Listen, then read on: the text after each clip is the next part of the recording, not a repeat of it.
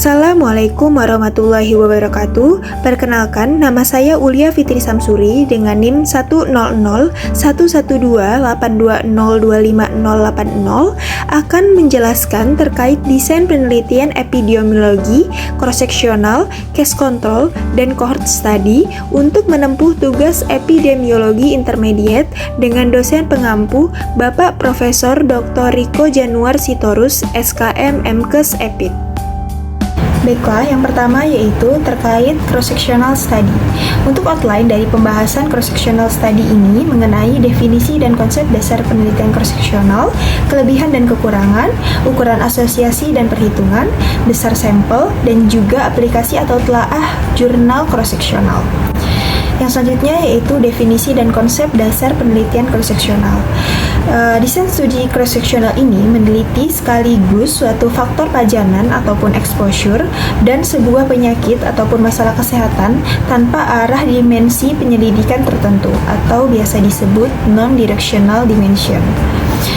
Penelitian cross-sectional ini juga biasa disebut dengan studi prevalensi atau survei. Selain untuk mengukur prevalensi, studi cross-sectional juga dapat mencari hubungan antara faktor risiko dan juga penyakit, serta membantu menghasilkan dan juga menguji hipotesis. Analisis dalam penelitian ini yaitu deskriptif dan analitik. Baiklah, yang selanjutnya yaitu kelebihan dan kekurangan desain studi cross-sectional. Kelebihan dari desain studi ini yaitu jangka pendek, nyaman, murah, dan juga cepat. Lebih sedikit sumber daya yang dibutuhkan, desain tidak terlalu rumit, representatif dari populasi umum, dapat menilai beberapa paparan dan juga beberapa hasil. Untuk kekurangannya sendiri yaitu memeriksa kasus yang ada dalam waktu bersamaan, bukan kasus baru selama periode tindak lanjut. Yang selanjutnya yaitu penyakit durasi pendek mungkin kurang terwakili dalam desain cross-sectional ini. Yang selanjutnya yaitu tidak dapat menetapkan temporalis atau arah. Yang selanjutnya yaitu ukuran asosiasi dan perhitungan. Jadi, dalam desain studi cross-sectional ini, prevalensi rasio menjadi ukuran asosiasi yang digunakan.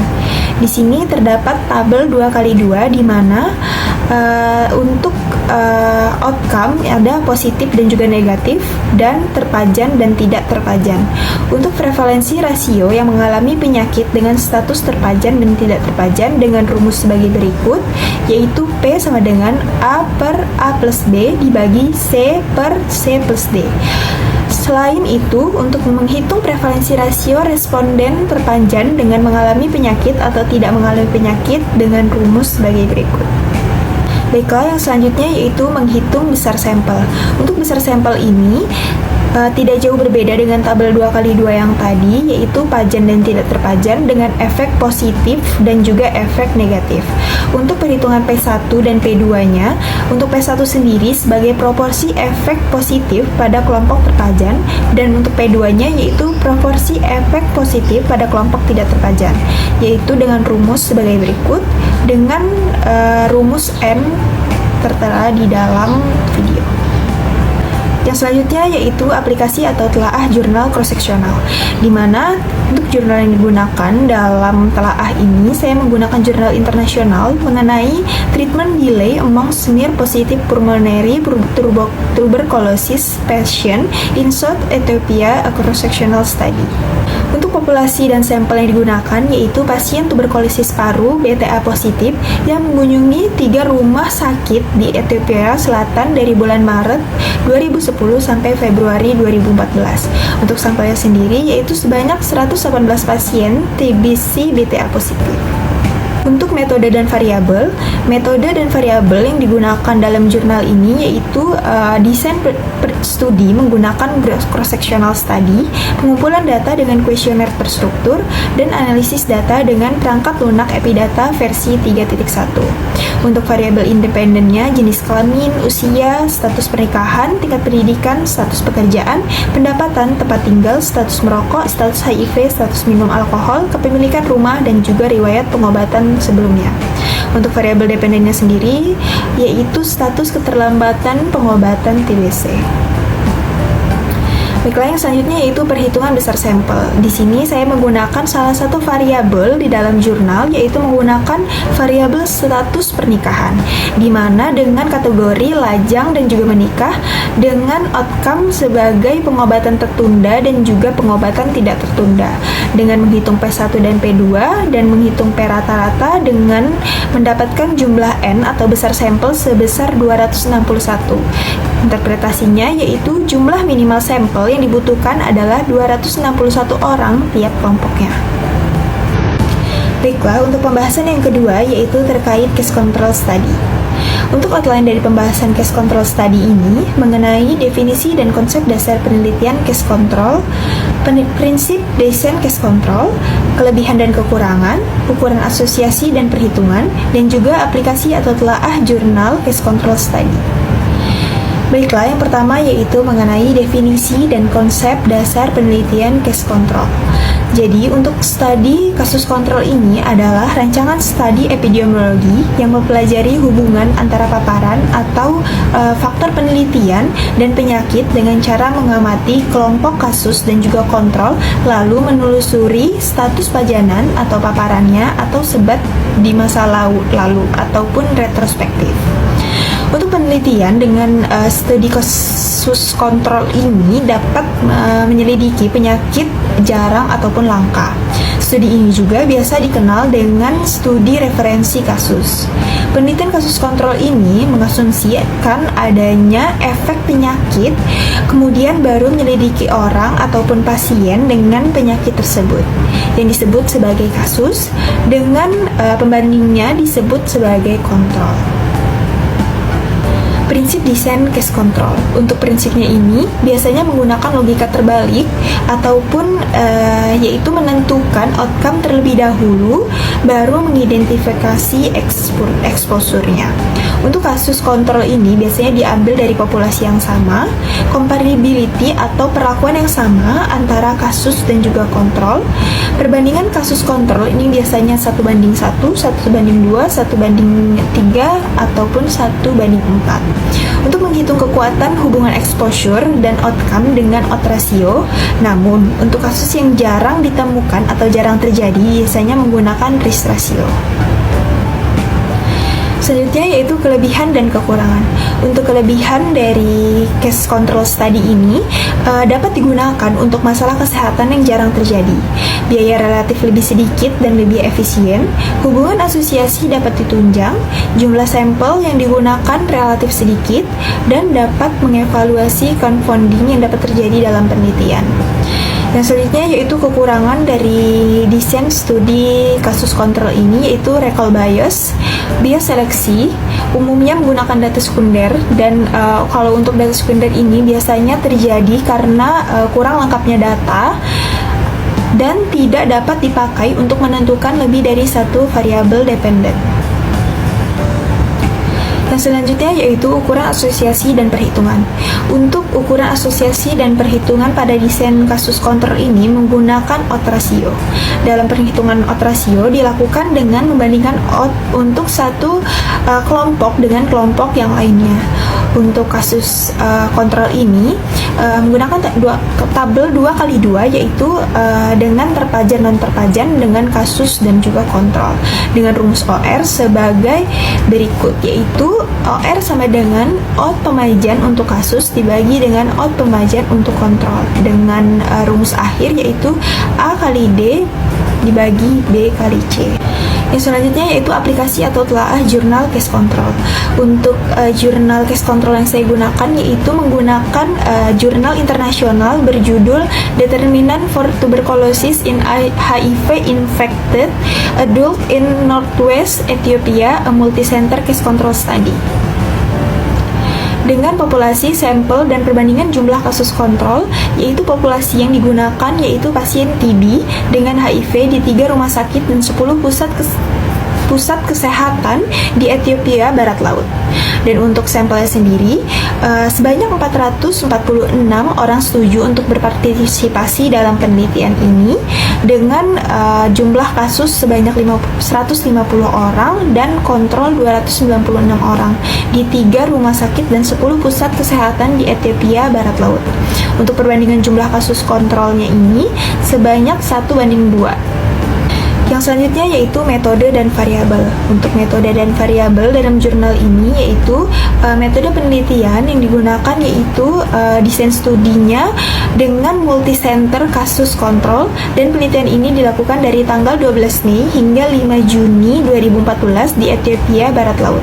Untuk variabel independennya yaitu jenis kelamin, tingkat pendidikan, status pernikahan, konsumsi kat, status merokok, status minum alkohol, dan lain-lainnya. Dan untuk variabel dependennya yaitu kasus tuberkulosis pada pasien HIV. Baiklah, yang selanjutnya yaitu perhitungan hubungan asosiasi ataupun OR-nya. Untuk OR-nya sendiri di sini saya menggunakan variabel yaitu konsumsi alkohol dengan kejadian TB.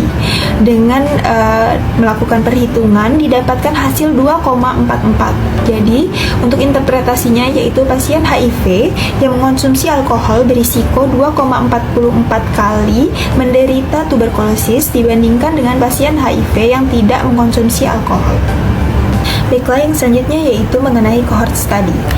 Untuk outline dari pembahasan cohort study ini mengenai definisi desain penelitian cohort study, jenis cohort study, kelebihan dan kekurangan, ukuran asosiasi dan perhitungan, dan juga aplikasi ataupun telaah jurnal cohort study.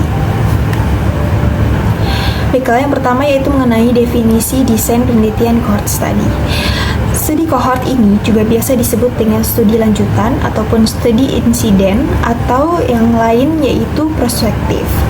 Dimulai dengan sekelompok orang yang bebas penyakit ini dari penyakit yang sedang kita teliti dan yang diklasifikasikan ke dalam subkelompok menurut paparan penyebab potensial penyakit atau akibatnya. Pendekatan waktu secara longitudinal, dan untuk studi cohort ini merupakan rancangan studi epidemiologi observasional atau dengan hanya mengamati saja, dan juga bersifat analitik yaitu untuk mempelajari hubungan antara paparan dan juga penyakitnya. Yang selanjutnya yaitu jenis cohort study. Berdasarkan waktu terdapat dua jenis cohort, yaitu cohort prospektif dan juga cohort retrospektif. Untuk cohort prospektif ini yaitu outcome ataupun efek ataupun akibatnya itu belum terjadi ataupun sedang dilakukan penelitian. Kalau cohort retrospektif itu biasanya pajanan maupun outcome ataupun efeknya sudah terjadi ketika penelitian ini dimulai. Jadi untuk cohort retrospektif ini biasanya menggunakan data sekunder yang datanya itu sudah ada ataupun sudah diteliti sebelumnya. Untuk berdasarkan populasi, ini juga terdiri dari dua, yaitu open cohort dan juga closed cohort. Untuk closed cohort, yaitu partisipannya itu tidak dapat bertambah ataupun keluar. Namun, untuk closed cohort ini dapat juga memungkinkan untuk partisipan dapat keluar dari penelitian karena mangkir ataupun meninggal dunia. Yang selanjutnya yaitu open cohort. Untuk open cohort ini yaitu penelitian yang partisipasinya terus bertambah ataupun berpindah. Namun dengan catatan, untuk open cohort ini sudah ditentukan berapa jumlah sampel sebelum dilakukan penelitian dan juga durasi yang sama di antara partisipan yang baru masuk maupun yang sudah lama dilakukan penelitian. Selanjutnya yaitu kelebihan dan kekurangan. Untuk kelebihan dari cohort study ini dapat menghitung laju insidensi, temporalitas jelas, kemungkinan terjadi bias dalam seleksi subjek dan juga menentukan status paparan adalah kecil. Dan cohort retrospektif ini dapat memberikan hasil lebih cepat karena tidak perlu menunggu penyakit terjadi. Karena balik lagi tadi cohort retrospektif itu menggunakan data sekunder yang datanya itu sudah ada ataupun sudah diteliti sebelumnya. Untuk kekurangannya sendiri lebih mahal dan membutuhkan waktu yang lama. Dan yang kedua yaitu setelah penyelidikan dimulai dapat terjadi bahwa individu yang diteliti menolak untuk ikut terus dalam penelitian, menghilang ataupun meninggal. Yang Yang selanjutnya yaitu ukuran asosiasi dan perhitungan. Untuk ukuran asosiasi dan perhitungan pada desain studi kohort ini menggunakan relative risk ataupun RR, di mana untuk mengukur seberapa besar kemungkinan kelompok terpajan akan berkembang menjadi penyakit dibandingkan dengan kelompok tidak terpajan. Untuk rumus RR yaitu insiden pada kelompok terpajan dibagi insiden pada kelompok tidak terpajan. Yang selanjutnya yaitu aplikasi atau telaah jurnal kohort. Untuk jurnal internasional yang saya gunakan yaitu Self-Report Stress and Risk of Breast Cancer Prospective Cohort Study. Berikut ini adalah populasi dan sampel yang digunakan dalam penelitian ini, yaitu populasi dalam penelitian ini adalah 7.018 wanita di kota Copenhagen dengan sampel sebanyak 6.689 wanita berpartisipasi dalam penelitian di kota Copenhagen, ditanyai tentang tingkat stres yang mereka rasakan pada awal tahun 1981. Untuk metode dan variabel yang digunakan dalam jurnal ini yaitu untuk metode penelitiannya menggunakan desain penelitian studi kohort atau longitudinal yang dimulai pada tahun 1976. Pengambilan data dilakukan dengan kuesioner dan analisis data dengan menggunakan model COEX SAS atau perangkat lunak STAT versi 8.2. Untuk variabel independennya yaitu tingkat stres, penggunaan kontrasepsi, terapi hormon lain, dan lain sebagainya. Dan untuk variabel dependennya itu kejadian kanker payudara. Yang selanjutnya yaitu terkait ukuran asosiasi ataupun relative risk pada desain penelitian cohort study. Di sini saya menggunakan variabel tingkat stres yaitu dengan kategori stres tinggi dan juga stres rendah dengan outcome kanker payudara dan tidak kanker payudara. Dengan melakukan perhitungan insiden pada kelompok terpajan dibagi dengan insiden pada kelompok tidak terpajan. Untuk catatan pada jurnal ini sudah ditentukan nilai insiden di setiap kolomnya. Jadi untuk perhitungannya langsung saja dimasukkan untuk RR-nya yaitu 194 dibagi 285 yaitu 0,6 dengan interpretasi yaitu wanita dengan tingkat stres tinggi 0,6 kali berisiko lebih besar untuk terkena kanker payudara dibandingkan dengan wanita dengan tingkat stres rendah. Baiklah, sekian penjelasan terkait desain penelitian, cross-sectional, case control, dan juga cohort study. Jika kurang lebihnya saya mohon maaf, kepada Allah saya mohon ampun.